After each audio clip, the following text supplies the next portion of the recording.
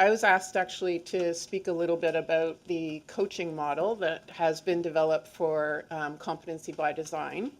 But just before I get actually to the model itself, which I think is of paramount importance just in terms of getting people's reflection in terms of whether it actually makes sense now that we've developed it based on the literature that we have to date. I want to make a couple of points, and that is that from the model's perspective, we consider coaching as a process. It's a process that actually focuses on improvement. And that's actually different than one-way provision of information about a task that's been executed compared to a standard that might be given by a teacher to a learner. There's a big difference between a process of coaching, which is definitely a two-way dialogue, and a one-way provision of information, which is more the definition that we know as feedback that Joan alluded to earlier. And I think the other point I want to make is that, and I think is truly a very important point, is that coaching is conceptualized within the domain of workplace-based learning. I so often hear it couched within the domain of workplace-based assessment, and I think actually that we need to think about the language that we use and also how powerful that is to us as faculty as well as to the learners who are engaged in the process. We need to actually normalize the coaching process as part of workplace-based learning. And we heard Joan earlier talk about the growth mindset as opposed to the fixed mindset. Workplace-based learning fits with a growth mindset where a execution of a task that's less than perfect would be seen as an opportunity for improvement or some coaching, as opposed to, oh, damn, that was really shitty, I'm dumb, which would be a fixed mindset. And that really fits within the context of the theories of mastery learning and Dreyfus's model of competency acquisition and deliberate practice. So it is couched within some theoretical constructs. We don't know a lot about coaching yet in the domain of medical education. And certainly we're borrowing heavily from sports and arts such as dance and business that uses coaching a lot. But we have to keep in mind that we are borrowing that and that the context of medicine and medical education is not the same context, and we need to pay attention to that. The other thing I would say is that there's blurry lines in the literature between coaching and feedback.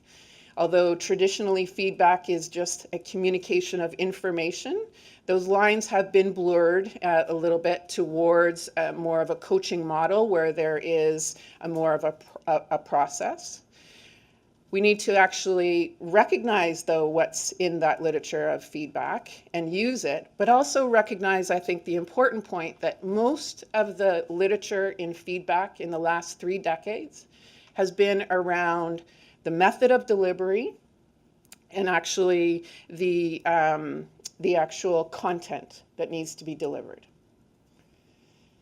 And the reason I say that as a point is that from my perspective and the coaching model, I think we have to pay more attention to the people involved and the actual interaction that's happening, because there is a relationship. A relationship in the Oxford Dictionary is just defined as a connection between two things, objects, or persons. But once we actually put persons into the mix and actually take it as a human interaction, it takes us into social psychology and the psychology literature. And then we know from that literature that it involves a complex, interpersonal, dynamic exchange. And we haven't paid any attention to that exchange or that relationship in the literature to date. That dynamic is influenced by the characteristics of the people, by the perceptions of the people, and also by attitudes. So having said all that, I'm just going to take the last minute to describe the coaching model that you actually have described there on paper. The first thing that you'll notice is that top front and center is the resident learning. That's the focal point. That's the reason we're doing it. And they collect the learning that is actually depicted by the blue pixelations around the resident learning. That's all programmatic assessment. So all the little bits of data, those data points that are being collected in the resident portfolio. The actual coaching feedback, though, is the methodology by which this is moving forward. You'll notice, though, in the orange circle that's around the resident learning that represents the coaching feedback, that the connection between the resident and the two coaching parts, coaching in the moment on the left and coaching over time on the right, it's two bidirectional arrows. And that's because it has to be a two-way process. And there's two components to it. Coaching in the moment is more happening in the moment in the clinical environment. Coaching over time is going to be a more longitudinal process. But both have a process. In coaching in the moment, the actual process that we've sort of coined to go along with this model, I think resonates with most practitioners, and that's RX OCD. So treatment OCD. R stands for rapport or relationship, where we have to be explicit about an educational alliance or role of the teacher for the learner. They have to understand that we're there to help them learn. X is the expectations and goals. So there needs to be some conversation, doesn't have to be long, about what the goals are, what the learners are working on, and where they're at and where they're trying to get to, so that we can help them improve. O, as Joan spoke to, in the clinic often needs to be observation, but it has to be data at least that we're actually coaching them on. The conversation about the data has to actually occur after the data is available, and then the documentation.